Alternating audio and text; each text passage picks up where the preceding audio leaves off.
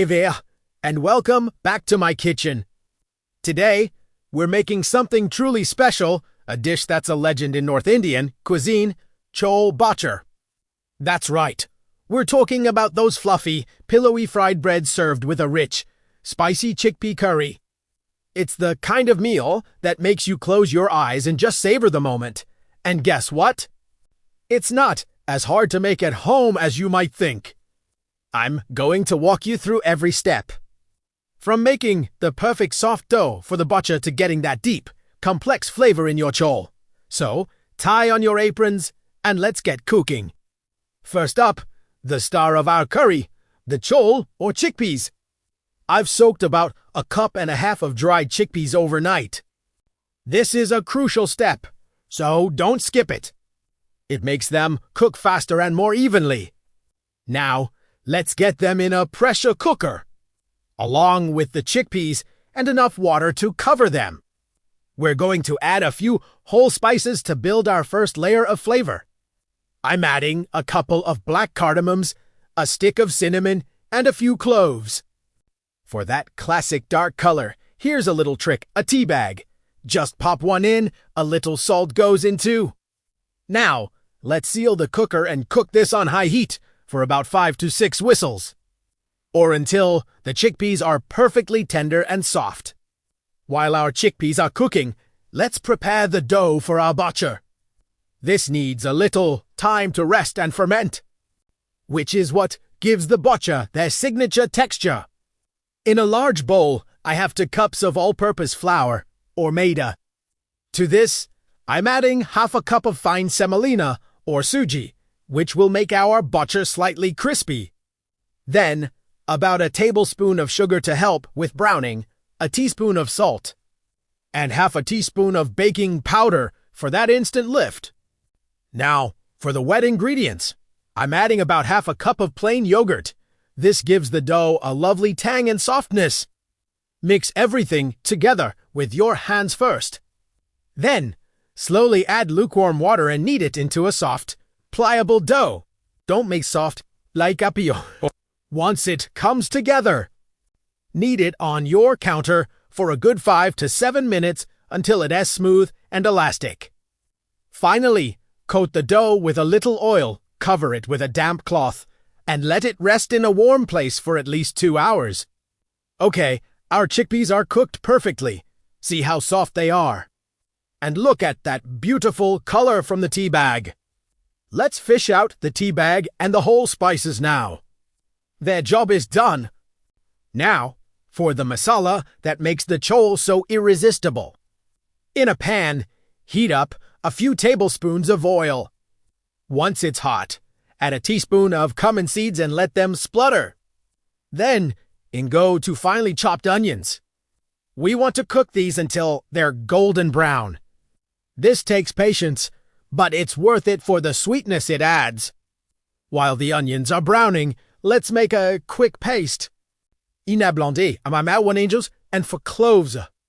Let's blend this into a smooth puree. Our onions look perfect now.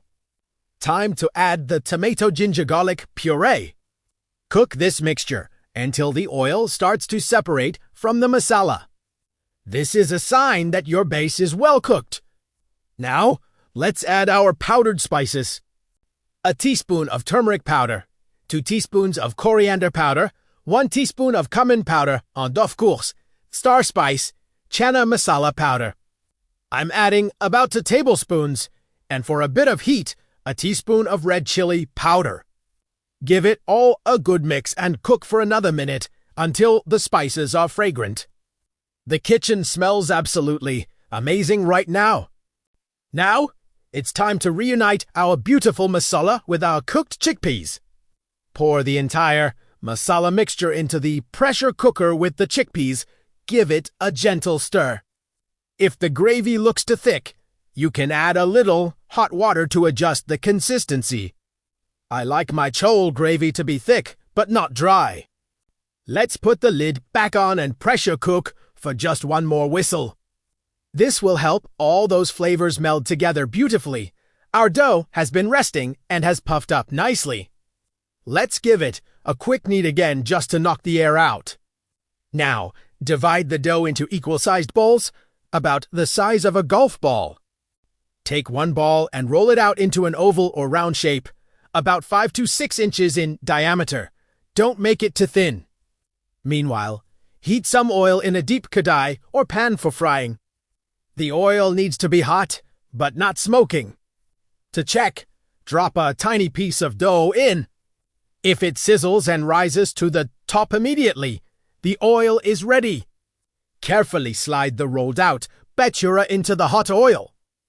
Gently press it with a spatula and you'll see it puff up like a balloon. It's magical. Once it's golden on one side, flip it and cook the other side. It only takes a minute or two.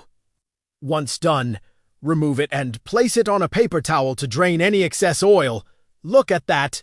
A perfect, fluffy bhature. Repeat the process with the remaining dough balls. Our chole has had its final whistle. Let's release the pressure and see the magic. Oh, wow! The aroma is just divine. Look at that rich, dark gravy clinging to every chickpea. To finish it off, I am going to add a sprinkle of garam masala for that final burst of flavor and some freshly chopped cilantro. A little squeeze of lemon juice right at the end brightens everything up, and there you have it.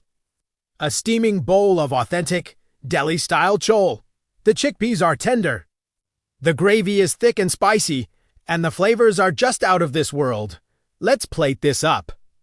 A generous serving of our chole, topped with some sliced onions and more cilantro, served alongside our hot, puffy bhature. This is more than just a meal, it's an experience. The soft, slightly tangy bhature is the perfect vehicle to scoop up that robust, spicy chole. I really hope you give this recipe a try. It's the ultimate comfort food and a guaranteed crowd pleaser. Thank you so much for watching. If you enjoyed this video, please give it a thumbs up. Subscribe for more delicious recipes and hit that notification bell. See you next time.